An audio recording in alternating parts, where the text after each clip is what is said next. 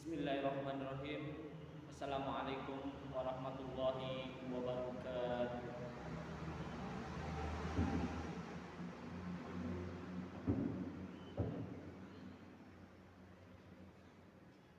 Innal hamdalillah nahmaduhu wa nasta'inuhu wa nastaghfiruh wa na'udzu billahi min shururi anfusina wa min sayyiati a'malina may yahdihillahu fala mudhillalah wa may yudhlil fala hadiyalah.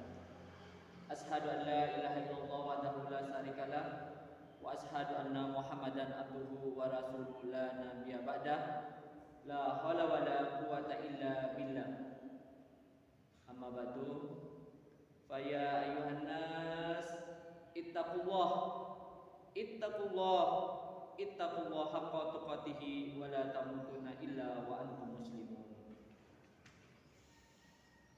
Sidang Jumat yang dimuliakan Allah, alhamdulillah kita panjatkan puji syukur kita kepada Allah Subhanahu wa taala atas rahmat dan taufiknya yang telah dilimpahkan bagi kita sekalian sehingga dapat menunaikan ibadah Jumat pada saat ini di tempat yang mulia ini dalam keadaan sehat dan berluangan waktu. Kemudian salawat salam tercurahkan bagi junjungan kita Nabi besar Muhammad SAW, yang mana berkat risalah beliau lah kita hijrah ke alam yang terang benderang, yaitu ad-dinul Islam. Mengawali khutbah Jumat ini, khotib selalu berwasiat untuk mengingatkan diri dan kaum muslimin yang hadir pada kesempatan yang penuh keberkahan ini untuk mengevaluasi dan meningkatkan ketakwaan kita kepada Allah Subhanahu wa taala. Takwa dengan arti yang sebenarnya yaitu melaksanakan apa yang menjadi perintah Allah dan meninggalkan apa yang menjadi larangannya.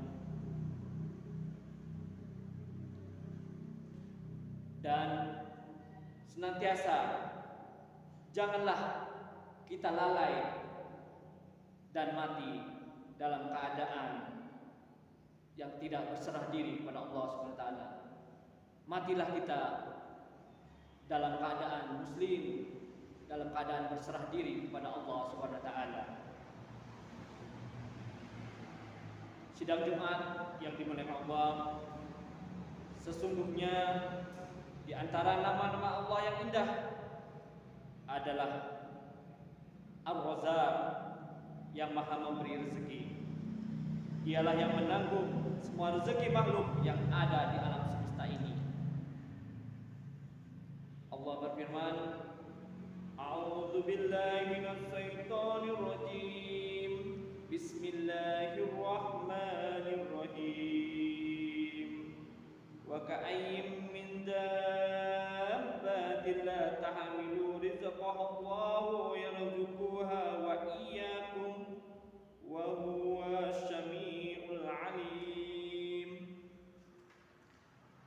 Dan beberapa banyak binatang yang tidak dapat membawa atau mengurus rezekinya sendiri. Allah lah yang memberi rezeki kepadanya dan kepadamu, dan Dia maha mendengar lagi maha mengetahui. Quran surah Al-Ankabut ayat ke-60.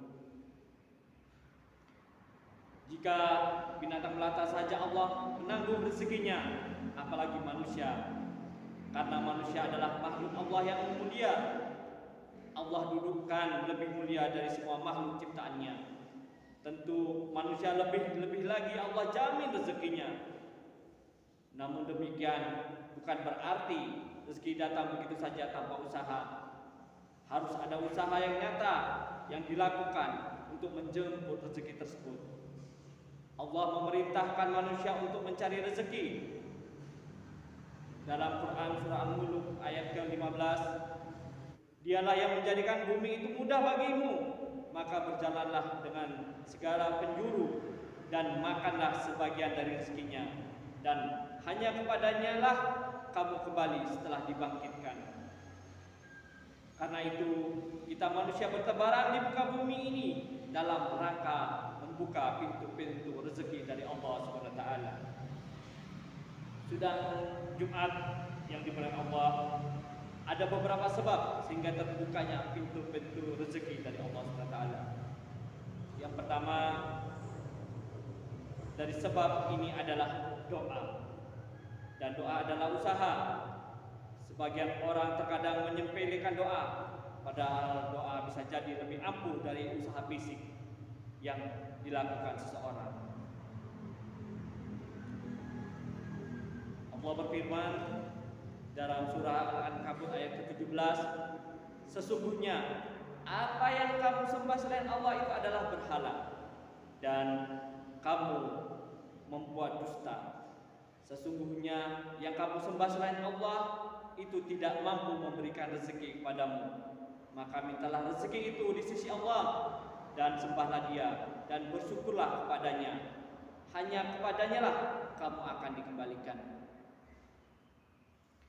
Banyak kaum muslimin berdoa, tetapi mereka menjadikan doa adalah usaha yang terakhir, bukan usaha yang pertama. Semestinya yang dilakukan oleh seseorang muslim adalah berdoa lebih dahulu, kemudian diikuti doanya dengan melakukan usaha nyata, berikhtiar. Sebab yang kedua adalah bertakwa pada Allah SWT. Dalam Quran surah At-Talaq, Allah SWT menjelaskan, barang siapa bertakwa pada Allah Subhanahu wa taala, niscaya Dia akan mengadakan baginya jalan keluar dan memberinya rezeki dari arah yang tiada dia sangka-sangka. Mungkin rezeki yang mendatangi seorang tanpa ia pikirkan dan rencanakan sebelumnya. Karena apa? Karena dia bertakwa pada Allah Subhanahu wa taala. Karena dia menaati perintah Allah dan menjauhi larangannya.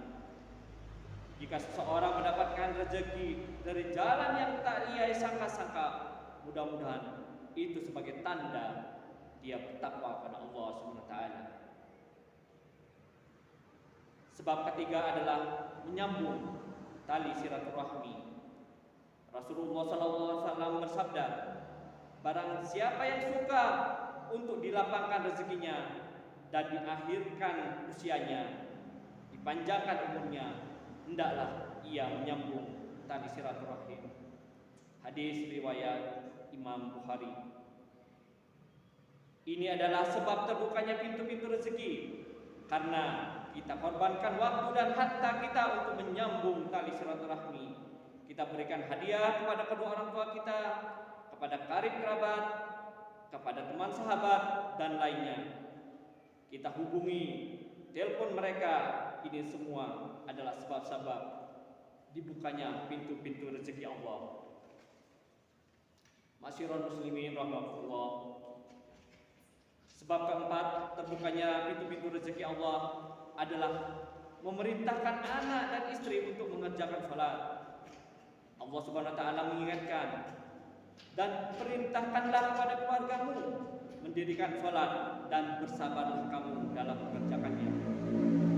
Kami tidak meminta rezeki padamu, kamilah yang memberi rezeki padamu, dan akibat yang baik itu adalah bagi orang-orang yang bertakwa. Quran surah Toha ayat ke-132. Perintahkanlah istri dan anak-anak kita untuk mengerjakan sholat. Perhatikan sholat mereka tatkala kita sedang bekerja atau sedang bersafar. Kita telepon istri kita telepon anak kita cek apakah mereka sudah mengerjakan sholat atau belum. Kita ingatkan mereka akan pentingnya sholat di awal waktu. Sungguh ini adalah pembuka pintu-pintu rezeki. Sebab terbukanya pintu rezeki selanjutnya adalah bersedekah. Memang secara kasat mata seseorang yang menyedekahkan uangnya akan berkurang. Tapi Nabi SAW menyatakan bahwa sedekah tidak mengurangi harta. Hadis riwayat Imam Muslim. Kita imani sabda Nabi ini, kita benarkan beliau. Lalu bagaimana cara uang dan harta itu bertambah? Semuanya kita serahkan kepada Allah Subhanahu wa taala, karena Allah taala sendiri menyebutkan sedekah itu dengan sebutan meminjam kepada Allah.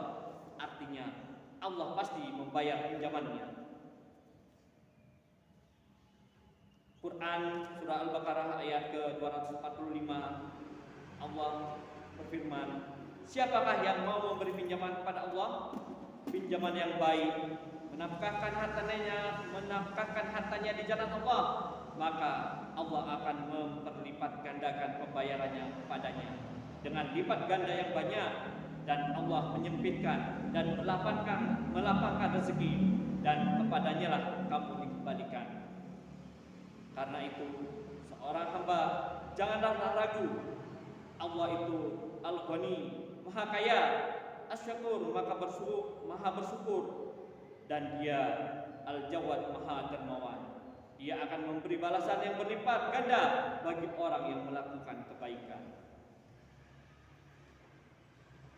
Sidang Jumat yang dimuliakan Allah, selanjutnya yang keenam, agar pintu rezeki kita terbuka adalah tawakal pada Allah. Rasulullah SAW bersabda, seandainya kalian betul-betul bertawakal pada Allah, sungguh Allah akan memberikan kalian rezeki sebagaimana burung mendapatkan rezeki. Burung tersebut pergi pada pagi hari dalam keadaan lapar dan kembali sore harinya dalam keadaan kenyang. Hadis riwayat Imam Ahmad. Karena itu hendaknya lah seorang berusaha menempuh cara-cara menjemput rezeki yang sifatnya syar'iyah, kemudian berusaha dengan ikhtiar semaksimal mungkin, setelah itu berserah diri atas ketentuan Allah SWT. Sidang Jumat yang dimuliakan Allah, demikian khutbah Jumat yang singkat ini. Semoga Allah SWT membukakan pintu-pintu rezeki kepada kita. Keberkahan atas rezeki itu menjadikan kita hamba-hamba yang pandai bersyukur kepadanya. Amin ya rabbal alamin. Barakallahu li wa lakum fil Qur'anil azim wa nafa'ani wa iyyakum bil ayati wa dzikril hakim wa taqabbal minni wa minkum tilawatul musamil alim wa qur rabbighfir warham wa anta khairur rahimin.